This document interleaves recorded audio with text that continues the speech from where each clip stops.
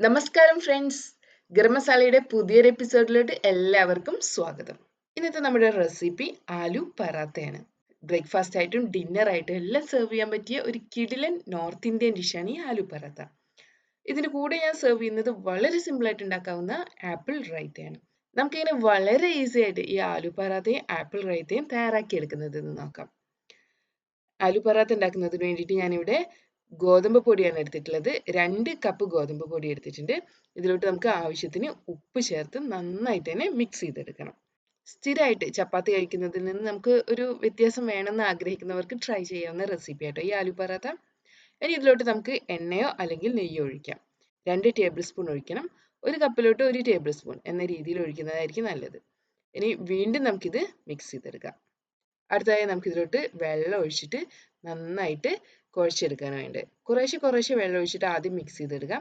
അതിനുശേഷം നമുക്ക് കൈ ഉപയോഗിച്ചിട്ട് നന്നായിട്ട് കുഴച്ചെടുക്കാം. ഒരു ഇളം ചൂടുള്ള വെള്ളം ഉപയോഗിക്കുന്നത് കേട്ടോ നല്ലത്. നല്ല സോഫ്റ്റ് ആയി വരുന്നത് വരെ നമുക്ക് കൗണ്ടർ ടോപ്പിൽ തന്നെ ഇത് കുഴച്ചെടുക്കാം. ഇങ്ങനെ കുഴച്ചെടുത്തിട്ടുള്ള ഈ മിക്സിനെ കുറഞ്ഞത് ഒരു അരമണിക്കൂറെങ്കിലും വെക്കണം. അപ്പോഴേക്കിനും നന്നായിട്ട് സോഫ്റ്റ് ആയിട്ട് വരും ഇത്. ഇനി നമുക്ക് സ്റ്റഫിങ് റെഡിയാക്കി എടുക്കണം. ഇതിന് വേണ്ടിയിട്ട് ഞാനിവിടെ പൊട്ടാറ്റോ വേവിച്ച് പീൽ ചെയ്തെടുത്തിട്ടുണ്ട്. ഒരു 4 മീഡിയം സൈസുള്ള പൊട്ടാറ്റോ എടുക്കാം. ഇനി വലുതാണെങ്കിൽ 3 എടുത്താൽ മതി. നന്നായിട്ട് വേവിച്ചതിന് ശേഷം ഇതിനെ മാഷ് ചെയ്ത് വെക്കണം. ഇങ്ങനെ മാഷ് ചെയ്ത് വെച്ചിട്ടുള്ള പൊട്ടാറ്റോ ആണിത്.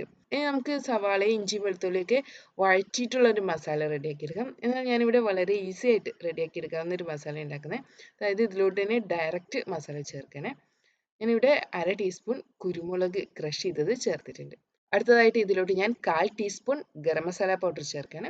ഇനി നമുക്ക് 3/4 ടീസ്പൂൺ മുളക് പൊടി ചേർക്കാം. എത്രത്തോളം എരിവ് വേണോ അതിനനുസരിച്ചിട്ട് മുളക് പൊടി ചേർത്താൽ മതി.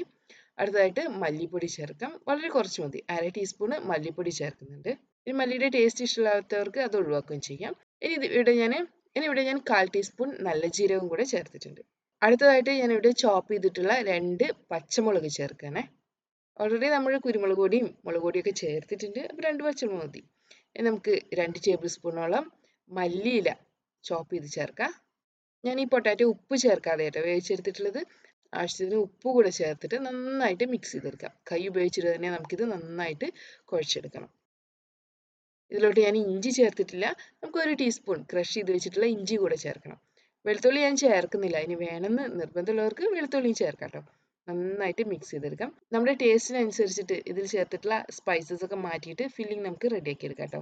ഇനി നന്നായിട്ട് മിക്സ് ചെയ്തെടുത്തിട്ടുള്ള ഈ ഫില്ലിംഗ് ഉപയോഗിച്ചിട്ട് നമുക്ക് ഓരോ ബോൾസ് ഉണ്ടാക്കിയെടുക്കാൻ വേണ്ടത്. ഇങ്ങനെ ബോൾസ് റെഡിയാക്കി എടുക്കാം. 30 മിനിറ്റിന് ശേഷം നമ്മുടെ പറാത്തയ്ക്ക് വേണ്ടിയിട്ടുള്ള ഗോതമ്പിൻ്റെ മാവ് ഞാൻ നന്നായിട്ട് ഒന്നുകൂടെ കുഴച്ചെടുക്കുകയാണ്. ഇങ്ങനെ കുഴച്ചെടുത്തിട്ടുള്ള ഈ മാവിനെ ചെറിയ ബോൾസ് ആക്കിയിട്ട് മാറ്റണം. നല്ല സോഫ്റ്റ് ആയിട്ട് വരണം കേട്ടോ ഇത്. ചെറിയ ബോൾസ് ആക്കിയിട്ട് മാറ്റുകയാണ് ചെയ്യുന്നത്. നമ്മുടെ പൊട്ടാറ്റോ മസാലയും അതുപോലെ തന്നെ ഈ മാവും ഒരേ അളവിലുള്ള ബോൾസ് ആക്കിയിട്ട് മാറ്റിയാണ് വേണ്ടത്. ഞാൻ ഇവിടെ എടുത്തിട്ടുള്ള ഈ മാവും സ്റ്റഫിങ്ങും ഉപയോഗിച്ചിട്ട് നമുക്ക് ഏകദേശം 8 9 ആലു പറാത്ത ഉണ്ടാക്കാം. ഞാൻ കൗണ്ടർ ടോപ്പിൽ കുറച്ച് ഗോതമ്പ് പൊടി തൂവിയിട്ടുണ്ട്. ഇതിന് മുകളിലായിട്ട് നമ്മുടെ ബോൾ വെച്ചിട്ട് നമുക്ക് റോൾ ചെയ്തെടുക്കാം. ഒരു റോളിംഗ് പിൻ ഉപയോഗിച്ചിട്ടോ അല്ലെങ്കിൽ PVC പൈപ്പൊക്കെ ഉപയോഗിച്ചിട്ട് നമുക്ക് റോൾ ചെയ്തെടുക്കാം. അത്യാവശ്യം കുറച്ച് കട്ടിയോട് കൂടിയിട്ടുള്ള ചപ്പാത്തി ആക്കിയിട്ട് മാറ്റിയാണ് വേണ്ടേ. ഒരുപാട് കട്ടി കുറച്ചിട്ട് ഇപ്പോഴേ പരത്തരുത്. ഇനി ഇതിൻ്റെ സെൻട്രലായിട്ട് നമ്മൾ റെഡിയാക്കി വെച്ചിട്ടുള്ള പൊട്ടാറ്റോ ഫില്ലിങ് വെച്ചിട്ട് ഇതുപോലെ മടക്കിയെടുക്കാം. വീണ്ടും നമുക്കിത് പരത്തിയെടുക്കണം. സൈഡൊന്നും പൊട്ടാതെ ശ്രദ്ധിച്ചിട്ട് തന്നെ പരത്തിയെടുക്കാം. നമ്മുടെ ഒരു ആലു പറാത്ത റെഡി ആയിട്ടുണ്ട്. ഇതുപോലെ അടുത്ത ആലു പറാത്ത കൂടെ റെഡിയാക്കി എടുക്കാം. ഇനി നമുക്ക് മുഴുവൻ ആലു പറാത്തകളും റെഡിയാക്കി എടുക്കണം. ഞാനിവിടെ ഒരു പാന് ചൂടാക്കി എടുത്തിട്ടുണ്ട്. ഈ പാനിലോട്ട് നമ്മുടെ ആലു പറാത്ത മാറ്റാം. ഇനി നമുക്കിത് വേവിച്ചെടുക്കാൻ വേണ്ടത്. ആദ്യം ഹൈ ഫ്ലെയിമിൽ വയ്ക്കാം. പിന്നെ ഒന്ന് ഫ്ലെയിം കുറച്ചിട്ട് നമുക്ക് വേവിച്ചെടുക്കാം. നമ്മൾ ചപ്പാത്തിയൊക്കെ പൊങ്ങി വരുന്നത് പോലെ തന്നെ ഈ ആലു പറാത്തയും പൊങ്ങി വരും കേട്ടോ. ഒരു സൈഡ് ഒന്ന് കുക്കായതിനു ശേഷം നമുക്ക് തിരിച്ചിട്ട് കൊടുക്കാം. ഇനി ഇതിലോട്ട് നമുക്ക് വേണമെങ്കിൽ 1 ടീസ്പൂൺ എണ്ണയോ അല്ലെങ്കിൽ നെയ്യോ ബട്ടറോ ഒക്കെ ചേർത്തിട്ട് വേവിച്ചെടുക്കാം കേട്ടോ. ഞാനിവിടെ നെയ്യ് ചേർത്തിട്ടാണ് വേവിച്ചെടുക്കുന്നത്. ഒരു പ്രത്യേക ടേസ്റ്റ് ആയിരിക്കും ഇങ്ങനെ വേവിച്ചെടുക്കുകയാണെങ്കിൽ. നമുക്ക് തിരിച്ചിട്ടിട്ട് വേവിച്ചെടുക്കാം. നന്നായിട്ട് തന്നെ കുക്കായി വരട്ടെ. ഇതിൻ്റെ അകത്തെ ഫില്ലിങ് എന്തായാലും വെന്ത് വന്നതാണല്ലോ. മസാലകളുള്ളൂ വേവാത്തത്. അത് പിന്നെ ഒരുപാട് വേവണമെന്ന് നിർബന്ധമില്ല. അങ്ങനെ നമ്മുടെ ആലു പറാത്ത നന്നായിട്ട് തന്നെ കുക്കായി വന്നിട്ടുണ്ട് കേട്ടോ. ഞാനിത് പാനിൽ നിന്ന് മാറ്റിയാണ്. ഇതുപോലെ നമുക്ക് അടുത്ത ആലു പറാത്ത റെഡിയാക്കി എടുക്കാം. ഇതിൻ്റെ കൂടെ തന്നെ ഞാൻ ആപ്പിൾ റൈത്ത കൂടെ റെഡിയാക്കി എടുക്കുന്നുണ്ട്. ഞാനിവിടെ ആപ്പിൾ റൈത്തക്ക് വേണ്ടിയിട്ട് ആപ്പിളും പിയറുമാണ് എടുത്തിട്ടുള്ളത്. നമുക്കിത് ചോപ്പ് ചെയ്തെടുക്കാം. ഒരു ഫുൾ ആപ്പിളോ അല്ലെങ്കിൽ ഒരു പകുതി ആപ്പിളോ എടുത്താൽ മതി. അതുപോലെ പിയർ എടുക്കുമ്പോൾ ഒരു പകുതി പീസ് എടുത്താൽ മതി. ഇനി പിയർ ഇതിലോട്ട് വേണമെന്ന് നിർബന്ധമില്ല കേട്ടോ. വളരെ പെട്ടെന്ന് ഉണ്ടാക്കിയെടുക്കാവുന്ന ഒരു സൈഡ് ഡിഷ് ആട്ടോ ഇത്. ഈ ആലു പറാത്തയ്ക്ക് ഒരു പ്രത്യേക സൈഡ് ഡിഷിൻ്റെ ആവശ്യമൊന്നുമില്ല. ഡയറക്റ്റ് തന്നെ ഉപയോഗിക്കാം, അല്ലെങ്കിൽ ഇതുപോലെ റൈത്തയുടെ കൂടെ ഉപയോഗിക്കാം.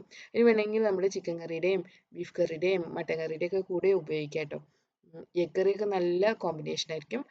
ഓൾറെഡി ഇതിൻ്റെ അകത്ത് മസാല ഉള്ളത് കൊണ്ട് തന്നെ ഞാൻ വളരെ സിമ്പിളായിട്ട് റെഡിയാക്കി എടുക്കാവുന്ന ആപ്പിൾ റൈത്തയുടെ കൂടെ ആയിട്ട് സെർവ് ചെയ്യുന്നത്.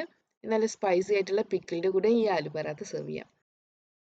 ഇനി നമ്മുടെ ആപ്പിളും പിയറും ഞാൻ ചോപ്പ് ചെയ്തെടുത്തിട്ടുണ്ട്. ഇതിന് ഞാനൊരു ബൗളിലോട്ട് എടുക്കണം.